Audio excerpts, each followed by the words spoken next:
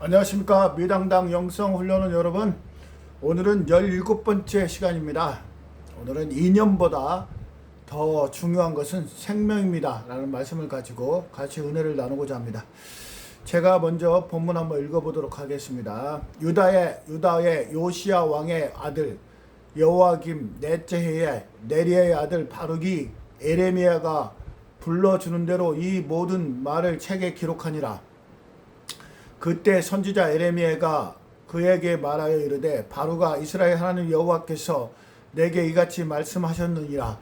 내가 일찍이 말하기를 화로다 여호와께서 나의 고통에 슬픔을 더하셨으니 나는 나의 탄식으로 피곤하여 평안을 찾지 못하는도다. 너는 그에게 이르라. 여호와께서 이와 같이 말씀하시기를, 보라, 나는 내가 세운 것을 헐기도 하며 내가 심은 것을 뽑기도 하나니 온 땅에 그리하겠거늘 내가 너를 위하여 큰 일을 찾느냐. 그것을 찾지 말라. 보라, 내가 모든 육체에 재난을 내리리라. 그러나 내가 가는 모든 곳에서는 내가 너에게 내 생명을 노략물 주듯 하리라. 여호와의 말씀이니라. 아멘. 에레미야 45장 1절에서 5절 가운데 있는 말씀입니다. 에레미야 선지자는요, 여호야김 왕 시절에 하나님으로부터 무거운 예언의 짐을 맡았습니다. 유다가 바빌론의 침략으로 나라가 무너지고 백성이 고난에 처하는 가운데 에레미야는 자신의 삶마저 흔들릴 만큼 괴로운 상황에 직면해 있습니다. 그때 하나님께서 그에게 말씀하시기를, 네가 자기 목숨을 구한다고 하지 말며 내가 하는 일에서 내 생명을 구하지 말라. 에레미야 45장 5절에서 이렇게 말씀하시죠. 이는 아주 대단히 의미심장한 명령이죠. 하나님은 지금 에레미야는 상당히 지금 곤란한 지경에 처해 있는데, 나라는 지금 흔들흔들하죠. 본인도 고통스러운데 하나님께서 뜬금없이 나타나가지고 뭐예요? 그냥 위로와 평화를 주는 대신에, 야, 지금 네가 평안을 구할 때가 아니야. 네 목숨을 구할 때가 아니야. 네 목숨을 지금 건질 때가 아니야 라고 말씀하시니까 에레미야로서는 상당히 곤혹스러운 그런 입장에 처해 있는 것이죠. 그렇습니다. 하나님께서 우리에게요, 세상적인 기준으로 자신의 먼저 안락과 안전을 먼저 구하지 말라고 얘기합니다. 오히려 모든 걸 내려놓고 온전히 하나님께 헌신하라고 얘기하는 것이죠. 하나님께서 마음과 삶을 다 드리면 우리는 하나님이 더 이상 나에게 무엇을 하실까 걱정 염려할 필요 없다는 것입니다. 불안해할 필요도 없다는 것입니다. 왜냐하면 몸과 마음을 다 하나님한테 맡겼기 때문에 이제 하나님 뜻대로 하십시오 했는데, 그래놓고 나서 하나님이 무엇을 하실까 걱정 염려할 필요는 없다는 것이죠. 왜냐하면요, 하나님께서 완전히 나를 소유하고 우리에게 생명을 부어주시는 그런 하나님을 우리가 믿어야 되기 때문에 그렇습니다. 그렇게 자신을 온전히 하나님께 내어드릴 때 우리 안에 세상을 힘이 자라난다는 것입니다, 여러분. 그러니까 어떻게 보면 성경을 믿는 것은 간단합니다. 실천하기 어려워서 그렇지 원리는 간단해요.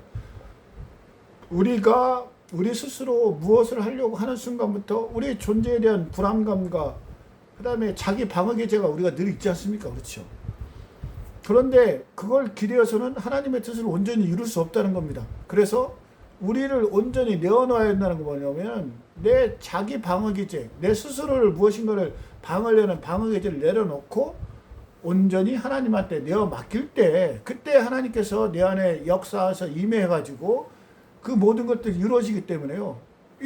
그렇지 않습니까? 내가 하는 게 아니라 하나님께서 하시기 때문에 내가 걱정, 염려, 근심할 필요가 없는 것이죠. 먼저 심리학적으로 인간은요, 불확실성과 두려움, 자기 방어 기제로 인해서 완전한 신뢰와 헌신을 주저하는 거죠. 사실은 우리는 무엇인가 하려고 그러면, 야, 이게 만약에 실패하면 어떨까? 내 형편은, 내 체면은 어떻게 되는가? 야, 이게 뭐 완벽하게 검증이 되지 않는데, 이렇게 하다 보면은요, 자꾸 이렇게 뭔가를 하기를 어려워하는 것이죠. 그렇죠? 이 자기 연민입니다. 자기 연민. 자기 연민이라는 뭐예요? 내 고통, 결핍 속에 나를 가두는 거죠.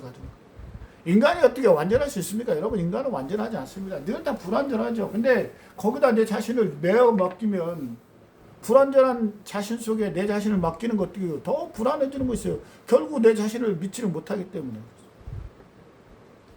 그럼 어떡해요? 뭘 하려면 굉장히 주저하게 되잖아요. 두려워하게 되잖아요. 야, 실패해서 만약에 잘못되면 어떻게 하지? 뭐 이런 두려움이 있어서 우리는 못하겠다는 것이죠. 이와 관련해서 성경은요 분명한 해답을 주죠. 요한일서 5장 4절은 뭐라고 기록되어 있습니까? 이는 하나님께로 난 자마다 세상을 이기니라. 여러분, 하나님께로 난 자마다 세상을 이긴다는 건 뭐냐요? 우리로부터 출발해서는요 세상을 이길 수 없다는 거예요. 왜요? 우리는 아까 조금 전에 얘기다시피 자기 불안, 자기 방어의지가 작용하잖아요. 우리는 근본적으로 자신이 결핍하고 하나님을 부족하다는 걸 알아요. 그런데 그런 거에 기대해서 무슨 일을 한다는 것은요. 존재가 자체가 처음부터 출발 자체가 불안한데 경과 자체가 잘 될 리가 없지 않겠습니까, 여러분? 그래서 고린도후서 12장 9절에서도 바울은 그렇게 얘기해요. 내 은혜가 족하도다. 이는 내 능력이 약한 데서 온전하인지라. 여러분, 내 능력이 약하다는 걸 이미 고백했어요. 그래서 그 능력이 약하다는 걸 인정하고, 그럼 뭐예요? 그 하나님께 전적으로 의지하는 그런 하나님 아버지 신앙 고백, 믿음을 가지면 어떻게 보면 그때는 그때야 비로소 온전해진다는 겁니다. 바울은 뭐예요? 바울은 숱한 어려움을 겪으면서 전도여행을 떠났잖아요. 인간적으로 바울이 그걸 할 수는 없어요.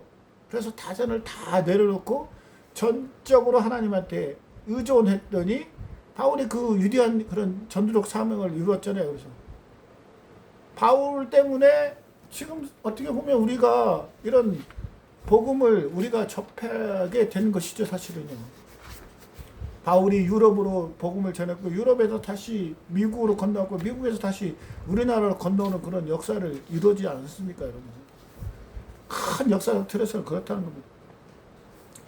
빌립보서 4장 14절 아주 유명하죠. 내게 능력 주신 자라서 내가 모든 것을 할 수 있느니라. 근데 이것만 가지고는요 이해할 수 없어요. 그래서 그 전제를 좀 이해를 해야 돼요. 그 전제는 뭡니까?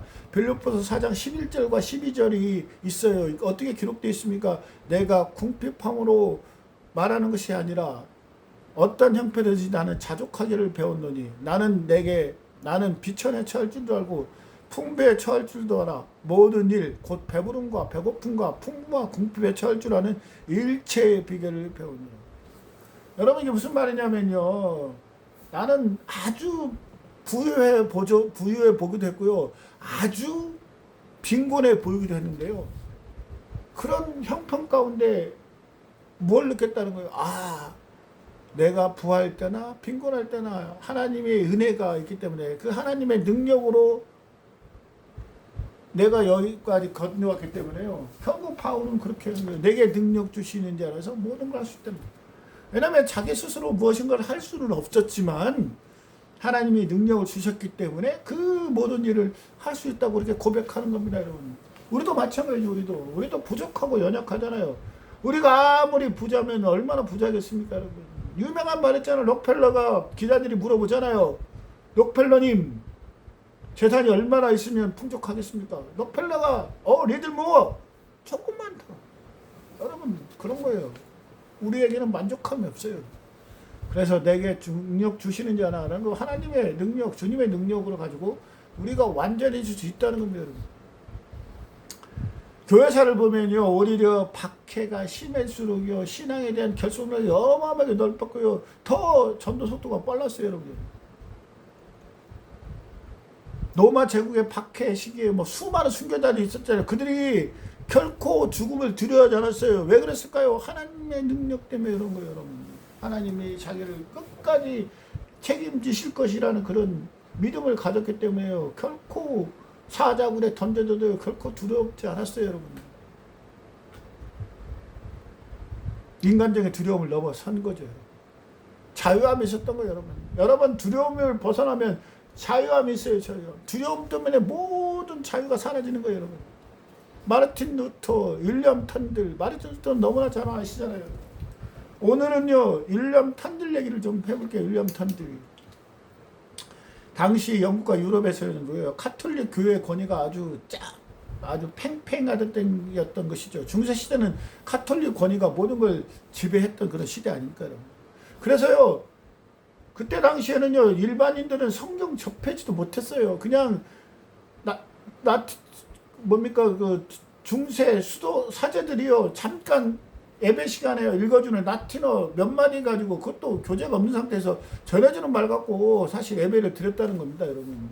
그러니까 심하게 표현하면 그 예배 드리는 뭡니까 수도사들이나 사제들이요 거짓말해도 일반 평소 신도들은요 무슨 말인지를 몰랐어요. 근데 일념턴들이 야 이게 지금 말이 되는 거냐, 성경을 일반인들 알아야 되지 않겠냐. 그래가지고 어떻게 해요, 라틴어로 된 성경을 영어로 번역했습니다. 영어로.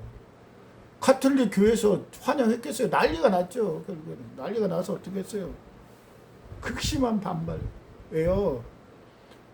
자기들이 모든 걸 독점받은 성경이네. 자기가 성경들을 풀이하고요. 그 다음에 뭡니까? 교리 권위에 대한 것을. 자기들이 어떻게 교리를 설명을 해도 일반인들을 몰랐는데 성경을 영어로 번역하면 일반인도 알 수 있잖아요. 그러니까 자기들의 중대한 권위에 정면으로 반역을 일으킨다고 해가지고 결국에 뭐예요? 모든 인쇄 감시 또 반출됐고요. 결국 어때요? 일념턴들이 죽게 되잖아요. 죽게 되죠. 순교를 당하게 됩니다. 결국 1536년에 순교를 걷게 됐어요. 하지만 일념턴들 때문에요, 영어가 성경이 영어로 번역됐잖아요. 그러니까 일반 백성들한테는 이제 뭡니까? 성경이 기독되는 그런 계기가 된 것이죠.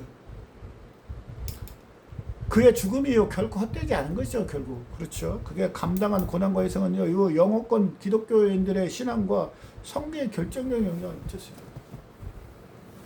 이제 성경에 대한 그런 이해와 교리에 대한 권위가요 일부 몇 사람들한테 구속된 게 아니라 모든 사람한테 되었다는 겁니다.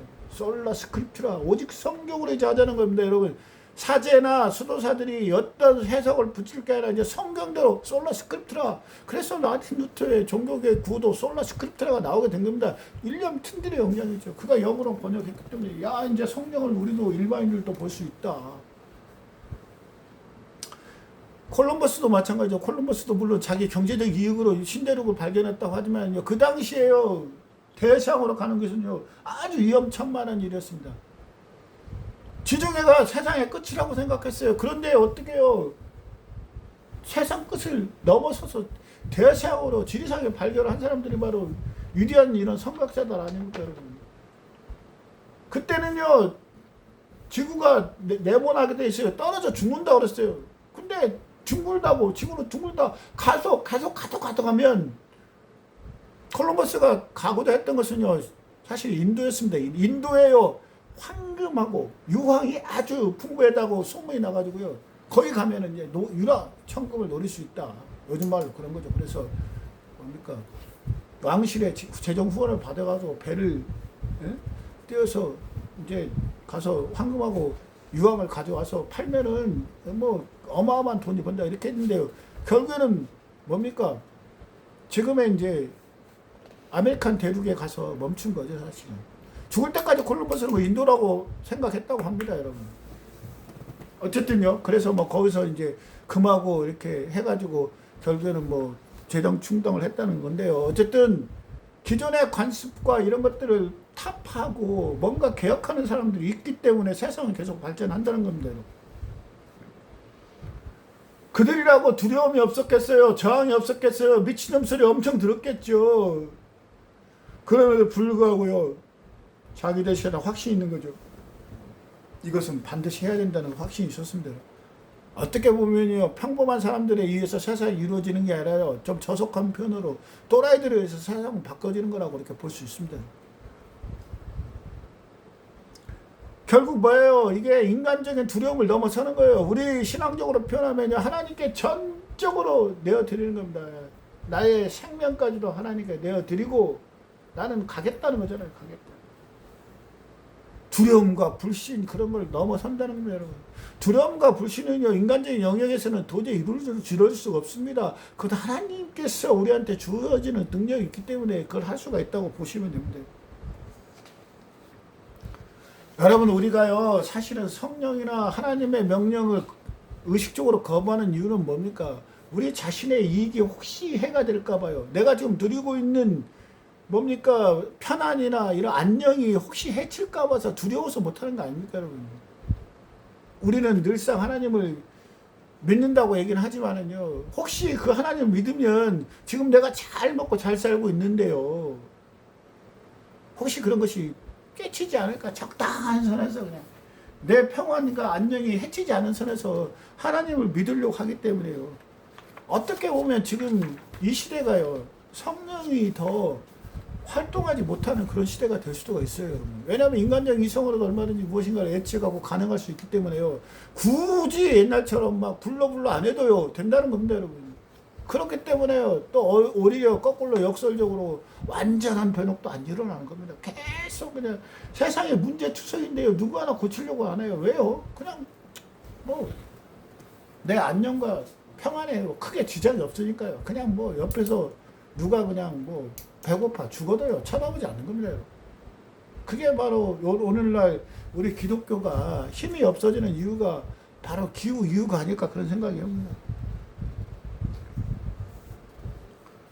사울이 대표적인 인물이에요. 사울이 어떻게 해요? 처음에는 하나님의 선택을 받고 이스라엘 왕후에 세워졌잖아요. 근데 어떻게 해요? 자신의 안전과 권력을 지키기 위해서 인간적인 방법과 자기 중심적인 판단을 우선시했잖아요. 그렇죠?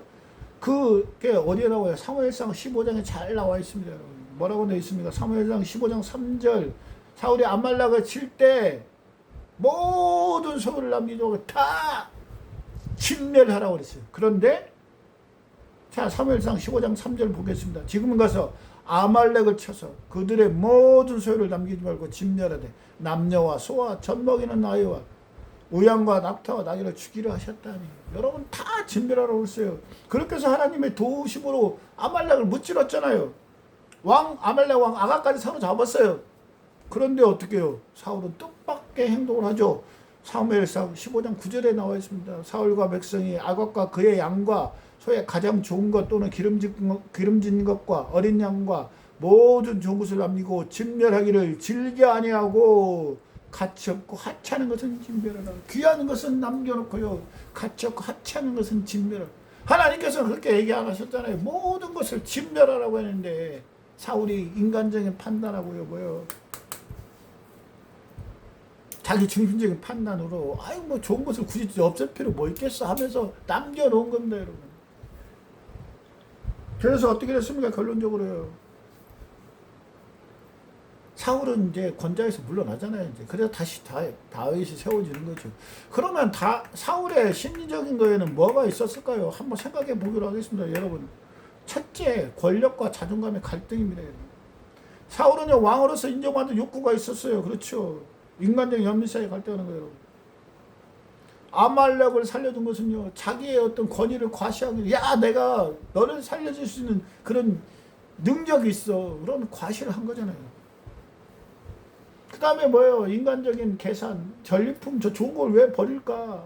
내가 차지해도 되지 않겠어. 그런 계산이 있었던 거죠. 두 번째, 두려움과 불안이에요. 야, 완전히 없애려면요, 야, 그러면 나중에 혹시 무슨 일이 생기지 않을까? 그런 두려움이 있었던 것입니다.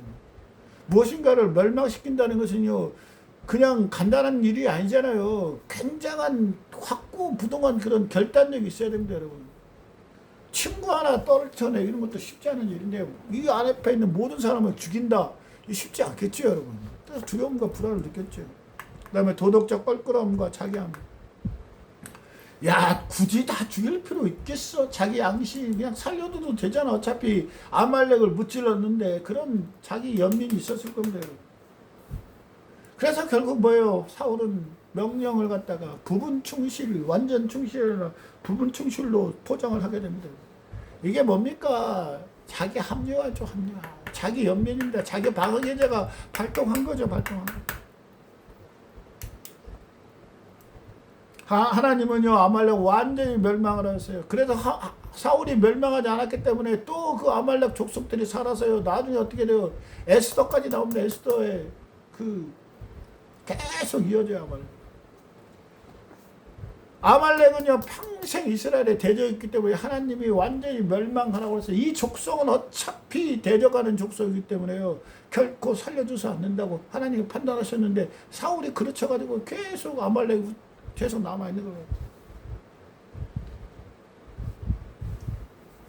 아말렉은 몰라요. 하나님의 공의로운 심판 행했어요. 그리고 사울은요, 하나님의 그 명령을 전적으로 순종해야 될 그런 의무를 가지고 있었어요. 그런데 어떻게 해요? 자기 판단, 인간적인 판단, 하나님의 명령, 하나님의 그런 말씀을요, 인간적인 기준으로 판단하는 순간 우리는 불순종하게 느끼는 거예요. 우리가 생각하기에 이렇게 하면 좋지 않을까 하는 것이 바로 불순종입니다. 여러분, 불순종이라는 것이요, 어마어마하게 나쁜 일을 저지르는 게 아니에요. 하나님의 생각, 하나님이 나한테 준 생각을요, 내 마음대로 해석하는 순간 불순종이 되는 겁니다. 여러분.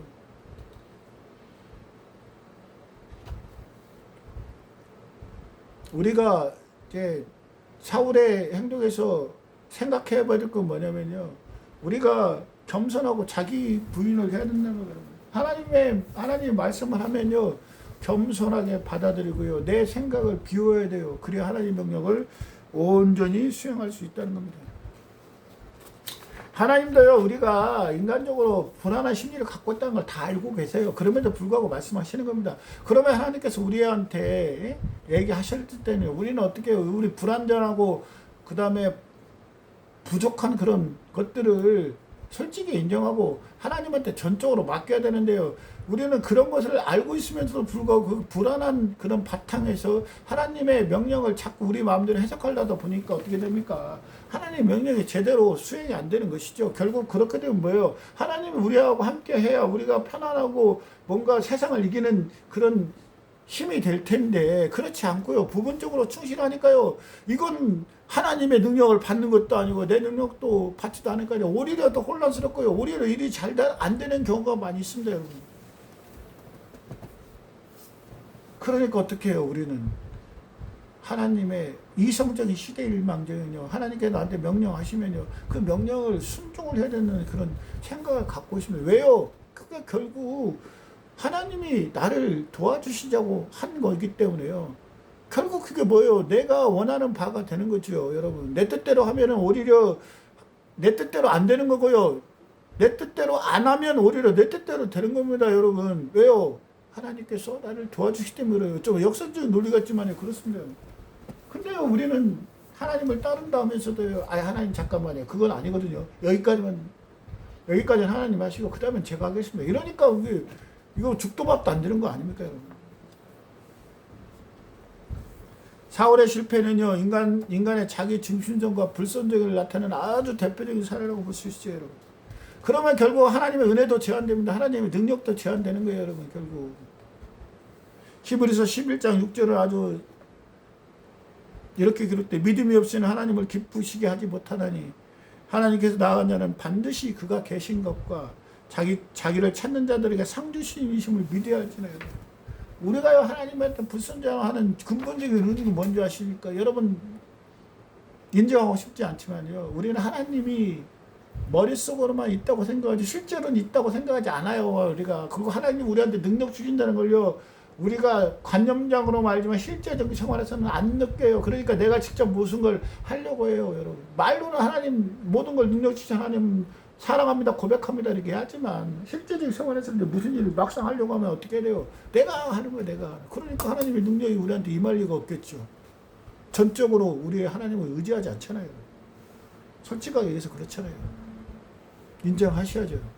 인정 안 하니까 자꾸 여러분 겉모양은 하나님을 믿고 숭상하는 듯 하지만 실제적으로 내 안에 있는 모든 능력과 내 안에 의견과 내 안에 생각과 지식으로 모든 걸 처리하잖아요. 그러니까 늘 하나님의 능력과 내가 제한되면서, 야, 하나님 뭐 요즘 활동 안 하시나 봐, 하나님은 살아계시지 않나 봐, 나를 사랑하지 않나 봐, 이렇게 엉뚱한 소리를 하는 것입니다, 여러분.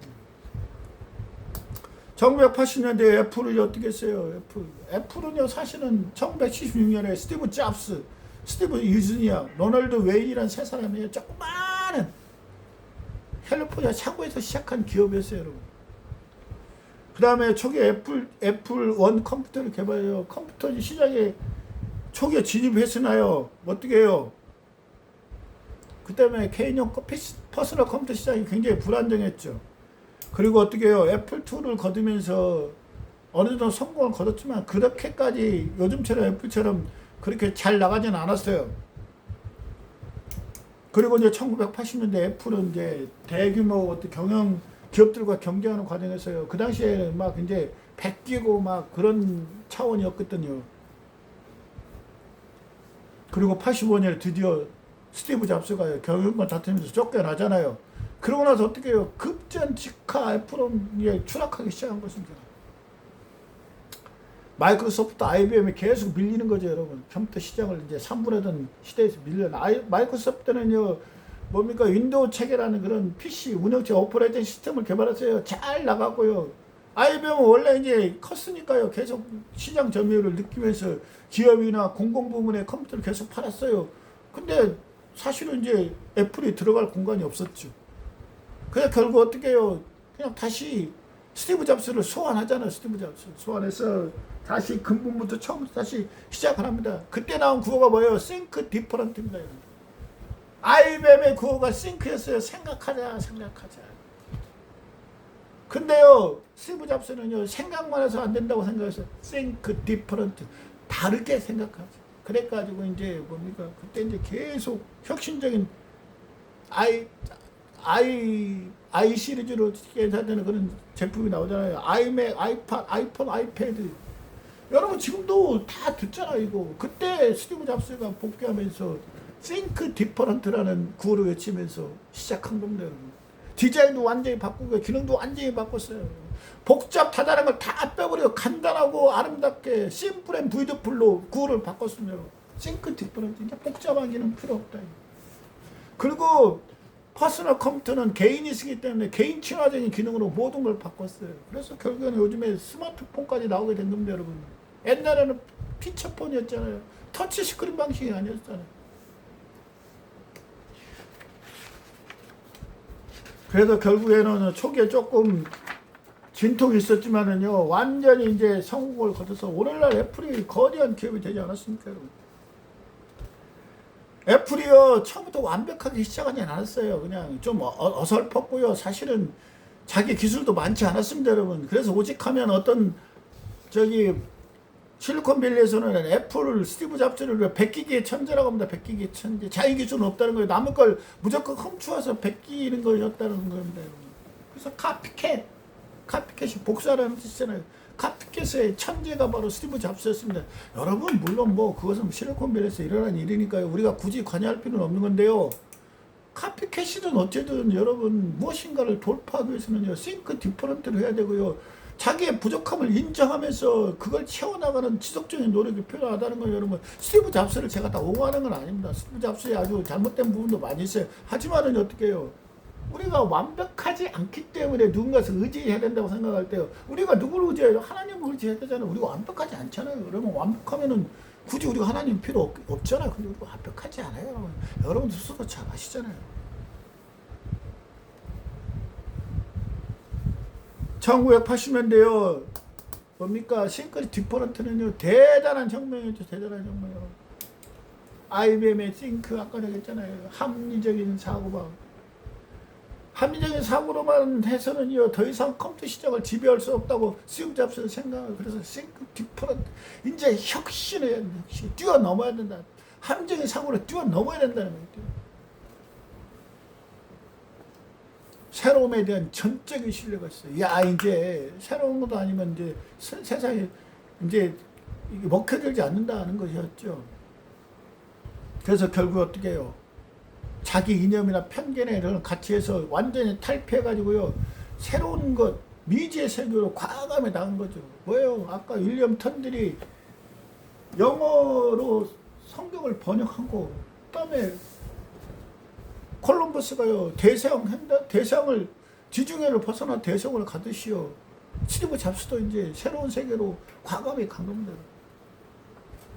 이념과 편견에 사로잡지 않고요, 어떻게 하면 이 기업을 살릴 수 있을까, 이 기업의 생명을 불어넣을 수 있을까, 그 고민에서요, 이념보다는 생명을 선택한 것이죠, 여러분. 고통이 따르죠, 당연히. 그게 뭐 그냥 쉽게 되겠습니까? 하지만 기존의 편견이나 가치관과는 근데 더 이상 무엇인가를 할 수 없다고 판단했기 때문에 생명을 선택한 거죠. 이념과 편견은 뭐예요? 종종 우리 적을요, 뭐라고 생각해요? 상대를 적으로 만들었죠. 인연과 편견에 사로잡히면요, 나를 둘러싼 모든 사람을 적으로 생각해요. 나랑 경쟁한 사람을 모두 적으로 생각합니다. 하지만 생명으로 생각하면요, 사랑과 화합의 대상으로 생각하는 겁니다. 그게 바로 기독교의 본질 아닙니까, 여러분? 원수를 사랑하라. 원수를 대적하라가 아니잖아요. 원수를 사랑하라. 원수를 사랑하는 게 뭐예요? 원수를 생명으로 대하라는 겁니다. 생명으로. 이념이나 가치로 판단하지 말고요, 생명으로 대하라는 겁니다. 원수를 사랑하는 거죠. 요나가 어떻게 했어요? 요나는 사실은 이제 니느웨가 가서 복음을 전하니까 지금 말이 됩니까? 하나님은 도망갔잖아요. 결국 니느웨 하나님의 복음을 전하면 계속 반대하잖아요, 여러분.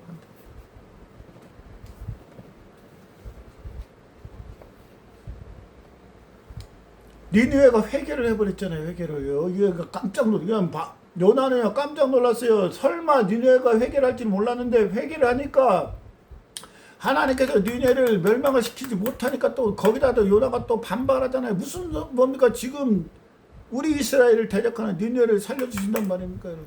이게 뭐예요? 요나라는 인물은 이념과 가치에 편견에 매몰되어 있는 거잖아요, 여러분. 근데 하나님은 뭘 생각한 거예요? 생명을 생각해요. 니느웨 백성들, 니느웨 안에 살고 있는 사람들과 가축들의 생명을 생각한 겁니다. 여러분 신앙생활 하다 보면요, 굉장히 교리나 이런 가치책에 빠지는 경우가 많이 있어요, 여러분. 교리가 어떻고 뭐 어떻고 해서요. 교리는 사실 다 죽어 있는 거예요, 여러분. 교리는 뭐냐면 가장 본바탕, 절대 벗어나지 말아요. 그런 진리를 얘기하는 거죠. 그것이 모든 것이 아닙니다, 여러분. 자칫 이단이나 이상한 교리에 빠질까 봐서 최소한으로 만들어준 베이식이에요, 베이식.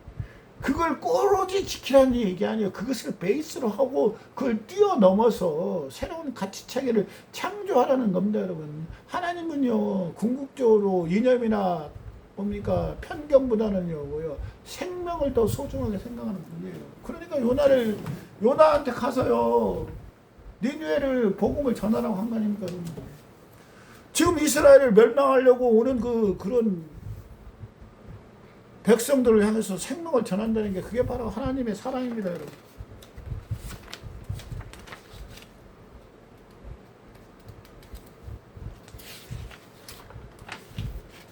이념과 편견 때문에요, 교회사에서 아주 불미스러운 일이 벌어졌는데요. 바로 십자군 전쟁이죠. 십자군 전쟁.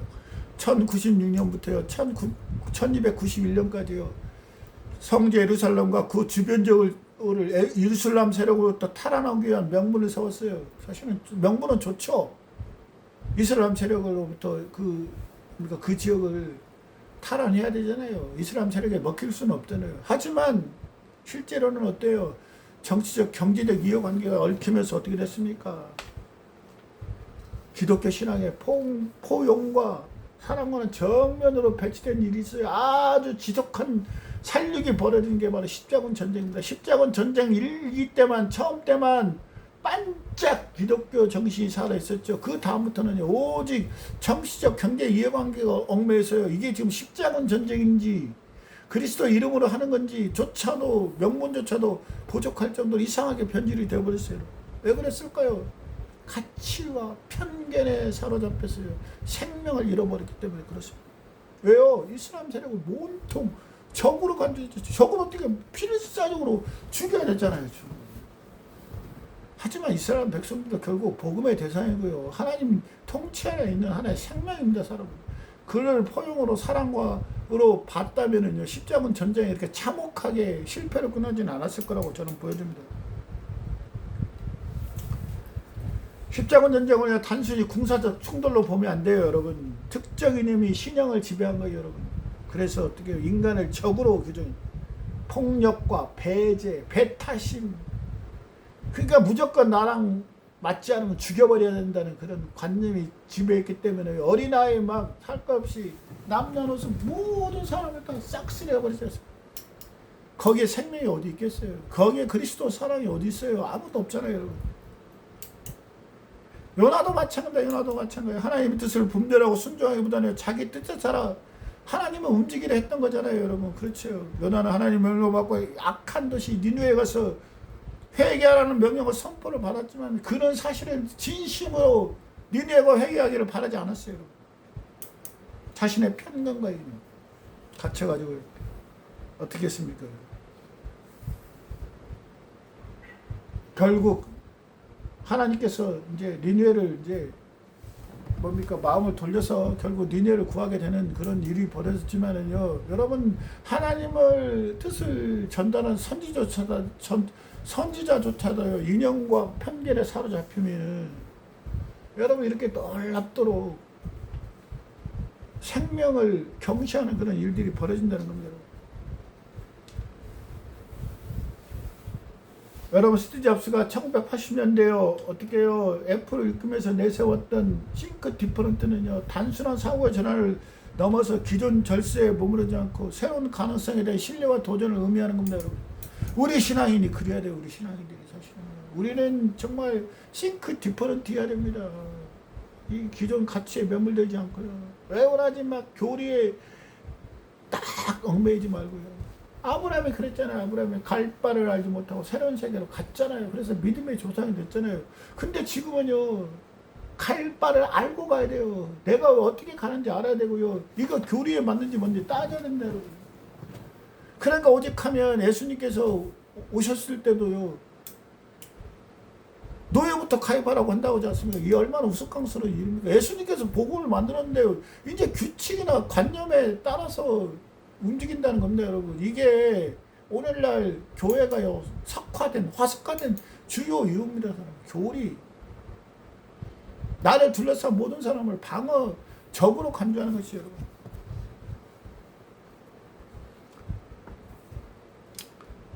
요나나 에레미야는 어떻게 해요? 사실은요, 요나나 에레미야 입장에서 억울할 수도 있어요. 왜 하필이면 나한테 이런 임무를 주십니까?